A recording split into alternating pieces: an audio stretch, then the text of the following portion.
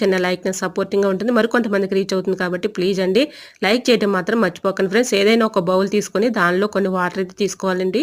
దానిలో అయితే 2 కర్పూరం బిళ్ళలు తీసుకొని ఇలాగా పౌడర్ లాగా దీంట్లో అయితే కలుపుకోవాలి. ఈ వాటర్లో ఆ పౌడర్ని కలిపేసుకున్న తర్వాత ఒక స్పూన్ అయితే పసుపు వేసుకోవాలండి. ఇలా ఈ వాటర్లో పసుపు వేసేసుకున్న తర్వాత కాటన్ క్లాత్ తీసుకొని ఇలాగ ఈ వాటర్లో డిప్ చేసుకొని ఇలాగా మొత్తం కూడా ఈ క్లాత్ని పెట్టి చక్కగా మనం నైట్ టైంలో గిన్నెలు కడిగేసిన తర్వాత ఇలా గ్యాస్ స్టవ్ పైన ఇలా క్లీన్ చేసుకున్నాం అనుకోండి, బల్లులు కానీ బొద్దింకలు కానీ చిన్న చిన్న పురుగులు కానీ చీమలు కానీ రాకుండా ఉంటాయండి. వీటికి ఘాటుకి కానీ స్మెల్కి కానీ అవి దూరంగా పారిపోతాయి. సో యూజ్ అవుతుంది అనుకుంటే తప్పకుండా ట్రై చేయండి. వీడియో నచ్చితే లైక్ చేయండి.